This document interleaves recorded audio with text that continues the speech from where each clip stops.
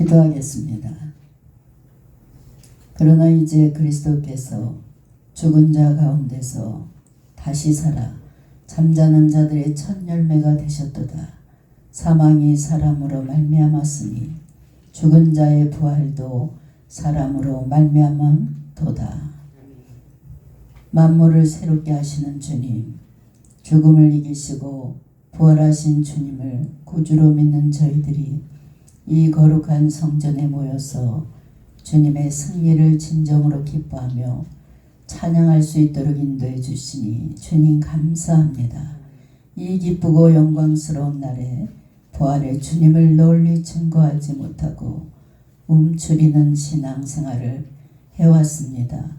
의욕과 흑암의 시대를 살고 있는 저희들, 죄로 인하여 죽을 수밖에 없는 인생임을 깨닫고 이 시간 회개할 수 있는 성도들이 되게 주님 도와주시옵소서. 이 시간 주님의 부활을 기념하는 예배로 저희들을 불러주심에 감사하는 마음으로 부활 신앙을 가질 수 있도록 주님 붙잡아 주시옵소서. 저희들 세상에 나가서 부활의 주님을 증거하는 성도들이 되게 주님 도와주시고 저희 모두가 부활과 구원과 소망이 넘치는 이 시간 되게 주님 도와주시옵소서.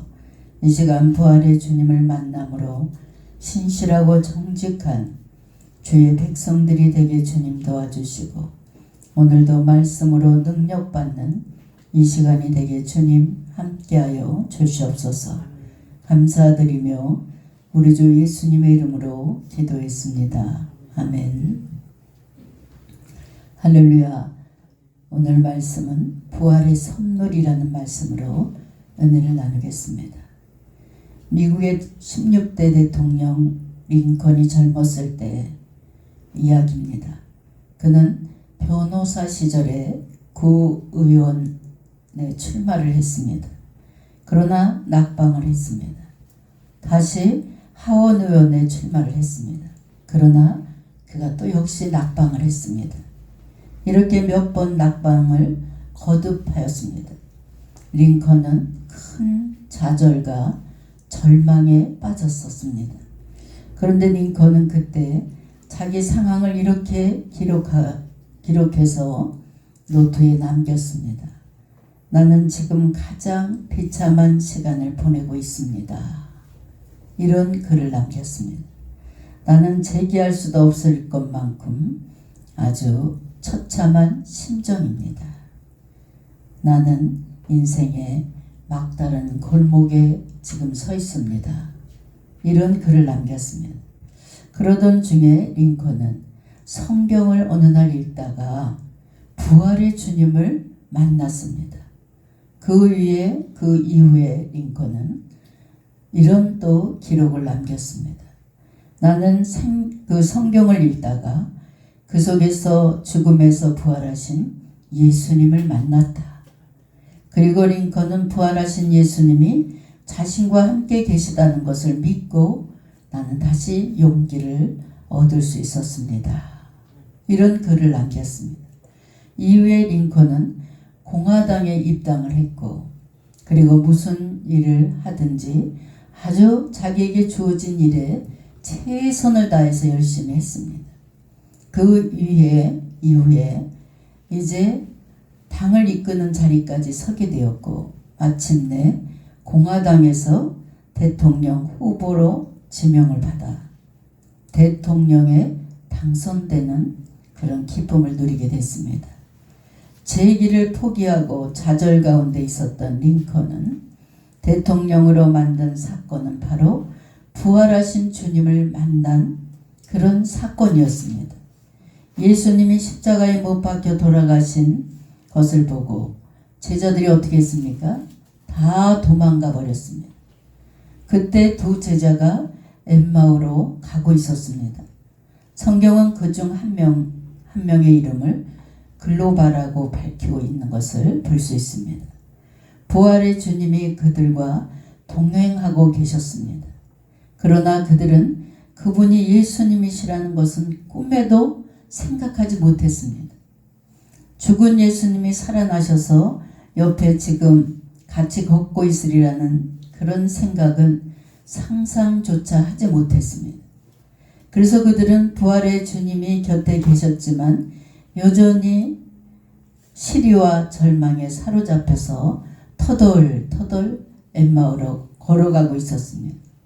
주님은 그들과 더불어 함께 하시면서 주님은 그들의 절망을 깨우치기 위해서 성경을 막 풀어주셨습니다. 그리고 그들의 믿음이 없음을 책망하셨습니다. 그들로 하나님의 약속과 또 그 약속의 성취, 그의 근거한 믿음과 소망을 권면하고 더 이상 시기와 절망에 머물지 말라. 그 자리에서 나오도록 인도하신 것을 볼 수 있습니다. 그 이후에 주님은 이 두 제자와 함께 어느 동네에 들어가서 식사를 나누게 됐습니다. 그리고 떡을 떼어주시면서 축사하셨습니다.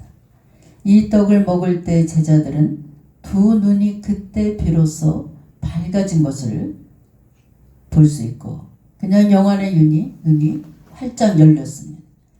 그리고 그분이 부활하신 예수님인 것을 알았습니다. 그들이 예수님을 알아본 이후에 그들 곁에는 어느 순간 예수님이 사라지고 없었습니다.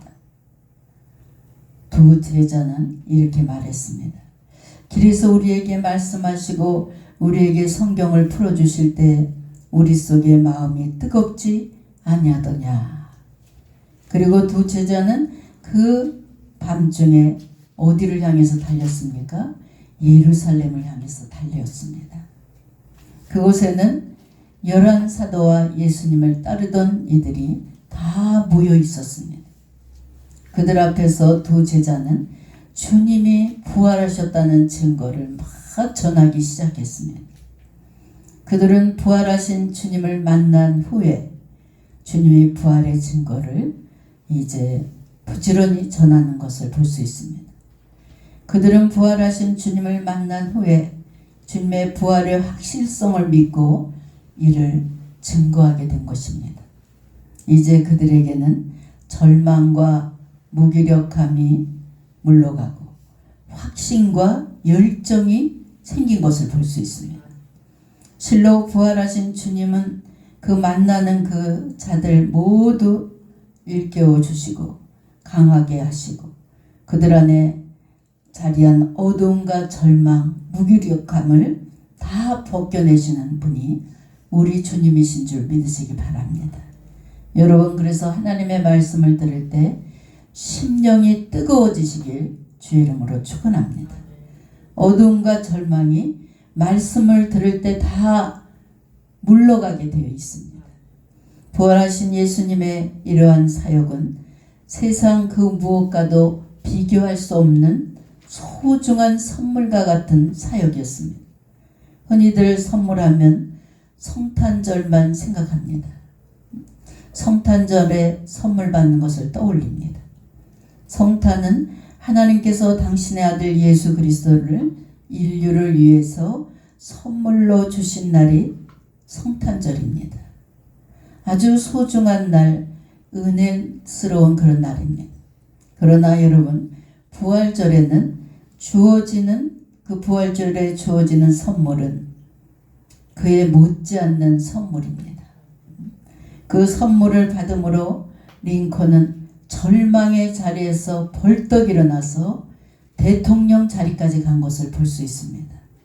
그가 미국 역사상 가장 존경받는 대통령으로 손꼽히는 것은 바로 부활하신 주님이 주신 선물로 비롯된 것이라 이렇게 말해도 과언이 아닙니다. 본문의 제자들 역시도 부활의 주님이 주신 선물로 인해서 슬픔과 절망, 무기력한 삶에서 나와서 기쁨과 소망이 넘치는 삶, 능력 있는 삶을 살게 된 것을 볼 수 있습니다. 이들이 받은 선물은 오늘 우리에게도 주님께서 주신 선물인 줄 믿으시기 바랍니다. 이 은혜로운 부활절 아침, 우리는 예수님이 주신 선물이 무엇인지를 확인하면서 여러분도 기쁨의 선물을 받으시길 주의 이름으로 축원합니다.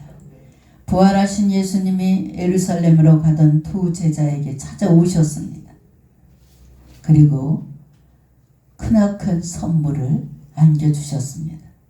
지금 그들은 연약함의 두려움과 절망, 또 회의, 온갖 부정적인 감정의 생각에 얽혀서 이제 무기력한 걸음을 걸어서 엠마오로 내려가고 있었습니다. 그들의 믿음과 확신이 철저히 무너지고 시리와 절망의 늪으로 빠져들어가는 헤어날 수 없는 지경에 처한 그들의 모습을 한번 생각해 보시기 바랍니다. 그런데 여러분, 이러한 무기력한 걸음을 걷는 그들에게 누가 찾아왔습니까?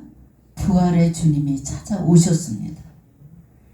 그래서 절망과 낙담에 떨어지고 또 정말 일어설 수 없는 그런 무기력한 마음까지 된 그 제자들에게 주님께서 찾아오셔서 승리를 안겨주신 것을 볼 수 있습니다. 왜 주님이 찾아오셨습니까? 그들은 홀로 설 수 없고 그들 홀로는 넘어질 수밖에 없고 허우적거릴 수밖에 없는 절망의 수렁에 함몰되었기 때문에 주님이 찾아와 주셨습니다. 그래서 그들을 구원하시고자 그들을 반석과 같은 믿음의 튼튼한 그런 믿음의 반석 위에 세우고자 그들 가운데 새 생명을 주시기 위해서 지금 주님이 찾아와 주셨습니다. 어느 목사님이 기차 여행을 막 하는데 옆에 있던 청년과 대화를 하는 중에 그가 믿음이 아주 연약해진 그런 절망 가운데 있는 그런 청년이구나, 이것을 깨달았습니다. 대화를 해보니까 여러 가지 시험으로 괴로움을 당하고 있는데 그 시험을 도무지 이겨낼 수 없는 그런 상황에 처한 그런 청년이었습니다. 목사님은 가방에서 성경책 한 권을 꺼내고 또 만년필을 꺼내서 청년에게 물었습니다. 이 성경책 위에 펜을 세울 수 있겠습니까? 이렇게 질문했습니다. 청년이 몇 번 성경책 위에서 펜을 이렇게 세워질 때까지 세워봤습니다. 몇 번 시도하다가 이 청년이 짜증이 났어. 아니 목사님, 어떻게 이렇게 달리는 열차 속에서 성경책 위에 이 만년필을 세울 수 있습니까? 그러니까 목사님이 나는 세울 수 있습니다 라고 말을 했습니다. 이 청년은 어처구니가 없다는 식으로 목사님을 쳐다봤어요. 그랬더니 목사님이 자, 내가 한번 만년필을 세워볼게요. 그리고 목사님이 성경책 위에 만년필을 꼭 잡고 이렇게 세웠어요. 그랬더니 이 목사님은 그냥 계속 잡고 있었어요. 청년이 아니 그렇게는 누구나 못 세우겠습니까? 꼭 붙잡고 있는데 만년필이 쓰러질 리가 있겠습니까? 그랬더니 목사님이 흔들리는 차 안에서 만년필이 저 혼자 설 수 있겠습니까? 연약한 기독교인들이 하나님께서 이렇게 만년필을 붙잡듯이 꼭 하나님께서 붙잡아 주셔야지만 우리 연약한 기독교인들이 살아갈 수 있지. 이 험악한 세상에서 어떻게 혼자 설 수 있겠습니까? 하나님께서 찾아오셔서 함께 하시고 하나님께서 붙잡아 주셔야지만 이 험악한 세상에 설 수 있습니다. 이렇게 청년에게 얘기했어요. 그렇습니다. 오늘 말씀 가운데 등장하는 엠마오로 가는 두 제자, 그리고 오늘 우리도 마찬가지입니다. 스스로 서려면 결코 설 수 없고 수시로 쓰러지고 낙심할 수밖에 없는 절망할 수밖에 없는 세상에 우리가 살아가고 있습니다. 그처럼 우리가 연약하기에 주님은 엠마오로 가는 두 제자에게 찾아오셨던 것처럼 날마다 우리 주님은 여러분에게 찾아와 주시는 줄 믿으시기 바랍니다. 우리가 넘어지지 않도록, 쓰러져 절망하지 않도록 우리를 날마다 붙잡아 주시기 위해서, 우리를 견고하게 세우시기 위해서 부활의 능력으로 우리 가운데 찾아와 주시는 줄 믿으시기 바랍니다. 여러분, 이것이 선물이 아니고 무엇이겠습니까? 연약한 우리들, 쉽게 낭망하고 소중한 그 선물이 이 세상에 어디 있겠습니까? 낭망하는 사람들에게 소중한 선물은 붙잡아 줄 수 있는 그런 무언가가 있다는 것이, 이것이 귀중한 선물인 줄 아시기 바랍니다. 실로 우리 가운데 찾아오셔서 우리를 붙드시는 주님, 그분 자체가 우리에게는 너무나 감사할 일이고 소중한 선물입니다.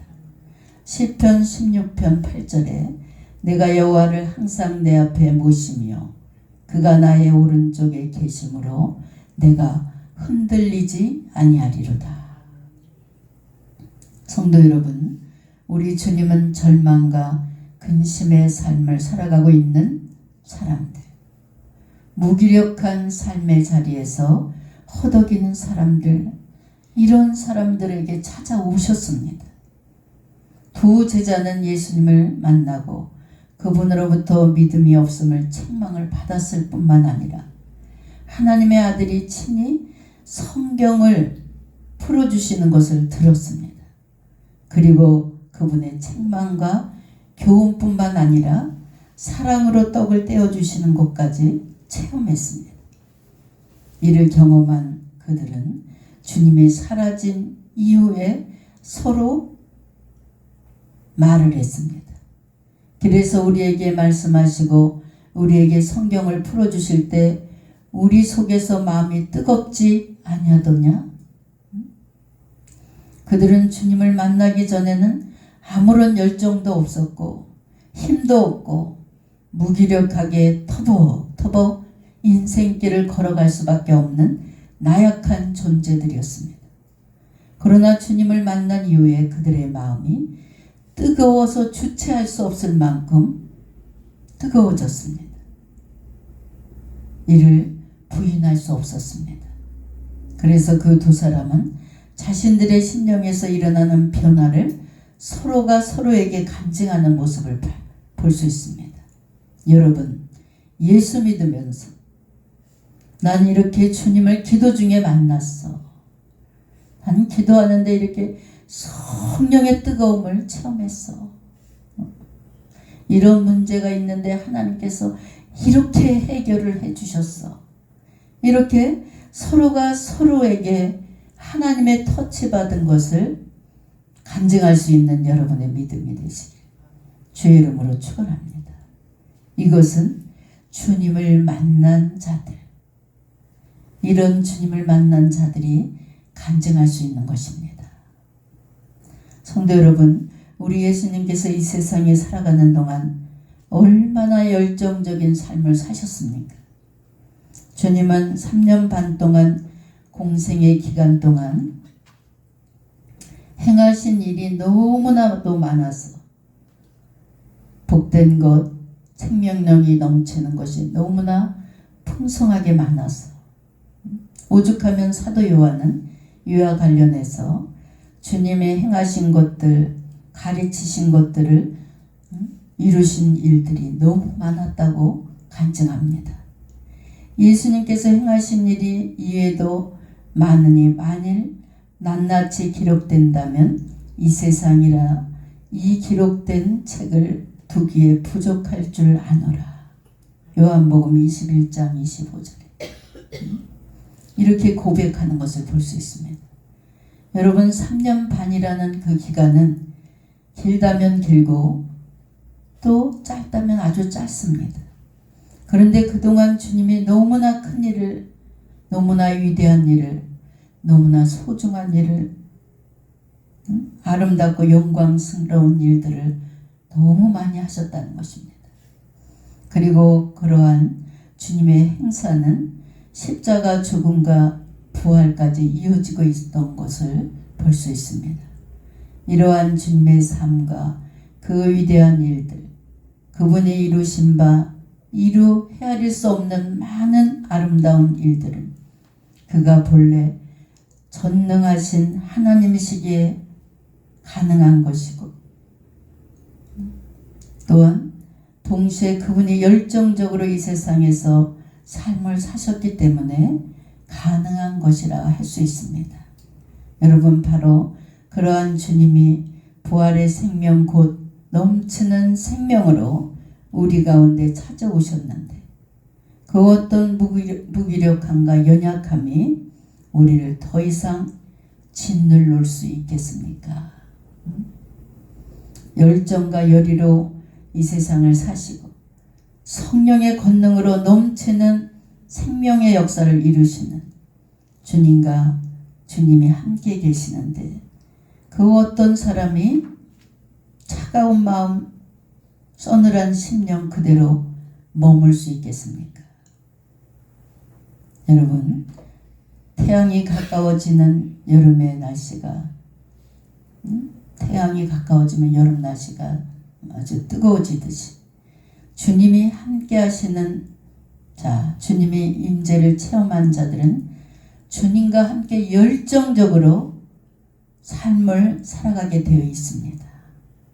결코 차갑게 식거나 얼어붙은 삶, 무기력한 삶을 살지 않는다는 것이, 여러분, 예수 믿는 사람들은 천국 가는 그날까지 주어진 삶에 열정적으로 살아갈 수 있는 여러분이 되시길 주의 이름으로 축원합니다.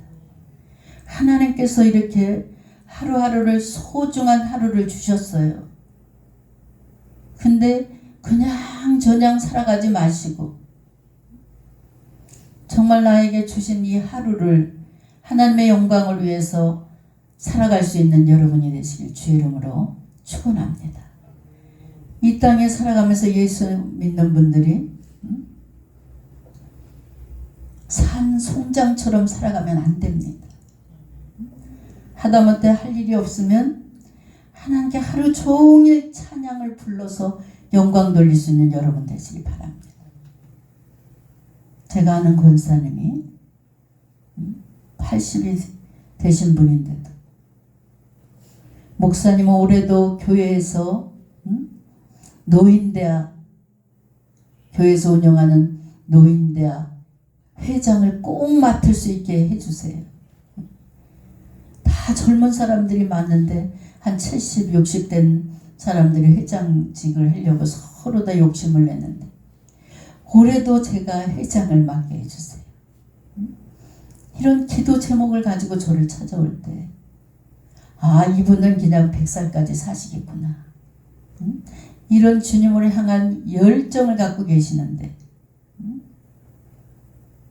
그래서 지금 3년째 계속 연말이 되면 올해도 목사님 회장을 맡을 수 있나 좀 기도 좀 해보세요. 하나님께서 이렇게 권사님에게 열정적인 마음을 갖고 계신데 당연히 회장직에 뽑아주시죠. 그래서 지금 계속해서 노인대학 회장을 하고 계십니다. 여러분, 주어진 일에 이렇게 열심으로 살아갈 수 있는 여러분이 되시길 주의 이름으로 축원합니다. 우리 주님은 차갑게 식어버린 심령을 뜨겁게 해주시는 분이 주님이시죠. 여러분들도 이 시간 심령에 성령의 불을 붙이시길 주의 이름으로 축원합니다.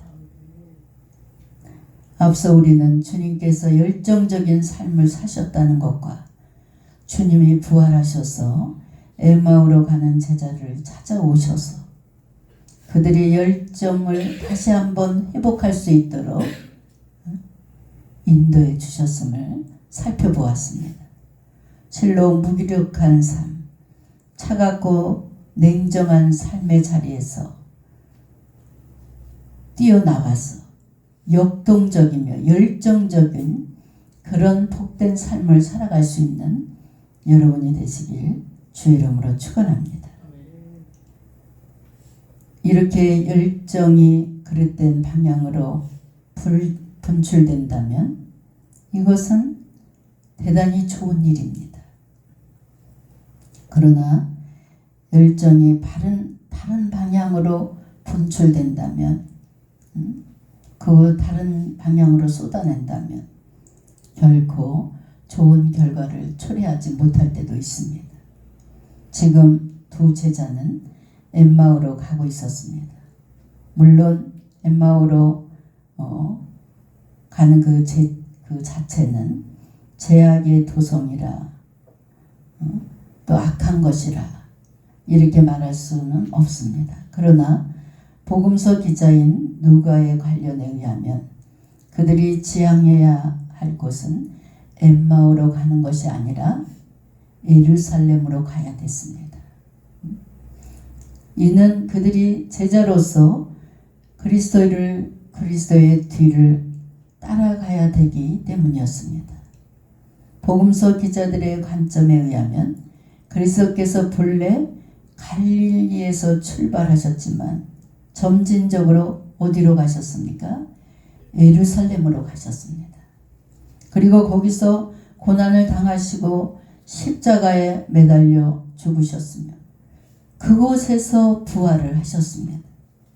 그리고 주님은 그 이후에 제자들에게 예루살렘에 머물며 아버지께서 약속하신 성령을 기다려라 이렇게 말씀하셨어요. 주님의 이러한 행사와 말씀을 감안하면 그들이 주님을 바로 따르며 성령의 임재를 체험하기 위해서는 어디로 가야 됐습니까? 예루살렘으로 가야 됐습니다. 그런 의미에서 지금 그들이 향하는 엠마오로 가는 길은 주님이 원하시는 방향이 아니라는 것이. 그런데 오늘 말씀에서 확인됐듯이 이 두 제자들은 부활의 주님을 만난 이후에 즉각 방향을 틀어서 예루살렘으로 되돌아갔던 것을 볼 수 있습니다. 이것은 무엇으로 인함입니까? 이에 대해서 성경 기자는 구체적인 지적은 하지 않았지만 그러나 이처럼 그들이 방향을 돌이킨 것은 그들이 그렇게 해야 한다는 생각한 결과라 이렇게 할 수 있다. 이렇게 말하고 있습니다. 그들에게 부활의 주님께서 그들의 심령 가운데 역사해 주셨어. 그들이 마땅히 행해야 될 길, 그 길을 인도하신 결과라 이렇게 말할 수 있습니다. 즉 성령이 인도해 주셨다는 것이에요. 여러분 인생을 살면서 그릇된 길, 제약된 길, 허망한 길을 택하여 후회하고 절망하며 낙담하며 무가치한 삶을 살아가는 기독교인들도 얼마나 많습니까? 그런 의미에서 바른 길, 옳은 길을 가야 할 길, 또 가치 있는 길을 택하여 간다는 것은 축복 중에 축복인 줄 믿으시기 바랍니다. 부활의 주님은 주님 그 자신을 이렇게 소개해 주셨습니다. 내가 곧 길이요 진리요 생명이니 나로 말미암지 않고는 아버지께로 올 자가 없느니라. 요한복음 14장 6절 말씀. 그렇습니다. 주님은 우리들의 길입니다. 또 진리요 생명이 되십니다. 우리들의 갈 길을 누가 인도해 주십니까? 주님이 인도해 주십니다. 어떤 것이 참 생명의 길이며 진정한 영광의 길인지, 진정 부활의 축복에 참여하는 길인지 오늘 우리는 성경을 통해서 깨닫게 되었습니다. 이것이 부활의 주님이 주시는 세 번째 선물입니다. 여러분 성탄절에만 아니라 부활절에도 우리 하나님은 우리에게 크나큰 선물을 주셨습니다. 그 선물을 통해서 하나님은 우리로 하여금 넘어진 자리, 연약한 자리, 절망의 자리에서 일어설 수 있도록 도와주신 분인 줄 믿으시기 바랍니다. 또 우리로 하여금 주님과 같은 열정과 능력을 소유하게 우리 주님이 만들어 주셨습니다. 아울러 우리로 하여금 마땅히 바라보고 걸어가야 할 방향, 바른 길이 무엇인지를 성경은 늘 우리에게 깨우쳐 주고 계십니다. 과거 엠마오로 가던 제자들은 부활의 주님이 주시는 이러한 귀한 선물로 말미암아 회의와 실망, 절망의 자리에서 일어나서 다시 서게 되었고 열정적으로 그들이 가야 할 길을 되돌아갔던 것을 볼 수 있습니다. 여러분, 성령 충만을 받으시기 바랍니다. 날마다 내 안에 성령이 인도하시는 대로 순종하면서 어떠한 환경 속에서도 힘차게 주님이 나를 붙잡아주고 계시는데, 주님이 날마다 나를 찾아와 주시고 나를 붙잡아 주시는데 무엇이 두렵겠냐. 앞으로 전진할 수 있는 열정적인 삶을 살아가시길 주 이름으로 축원합니다. 과거의 엠마오 도상에서 주어진 주님의 이 선물은 오늘 이 시간 우리 가운데서 우리 주님이 우리에게 주시는 줄 믿으시기 바랍니다. 그리고 여러분들은 이를 다 받아 누리시면서 그로 말미암아 견고하고 열정적이며 온전한 믿음의 삶을 살아갈 수 있는 여러분 되시길 주의 이름으로 축원합니다. 여러분, 오늘 이렇게 귀한 부활주의를 맞이해서 하나님께서 우리에게 얼마나 귀한 선물을 주셨는지 다시 한번 마음속 깊이 생각해 보시면서 우리 하나님의 자녀들은 하나님께서 주신 이 귀한 시간들을 열정적으로 하나님이 원하시는 길로 아주 줄기차게 전진해 나갈 수 있는 여러분의 믿음이 되시길 주의 이름으로 축원합니다. 기도하겠습니다. 사랑의 주님, 오늘 말씀을 통해서 주님의 고귀한 사랑을 다시 한번 가슴에 새겨볼 수 있도록 인도해 주시니 감사합니다. 저희 모두가 부활 신앙을 갖게 하여 주시고 길이요 진리요 생명이 되신 주님을 전할 수 있는 성도들이 되게 주님 도와주시옵소서. 항상 성령 충만한 뜨거운 열정을 가지고 복음을 전할 수 있는 성도들이 되게 주님 도와주시옵소서. 감사드리며 우리 주 예수님의 이름으로 기도했습니다. 아멘.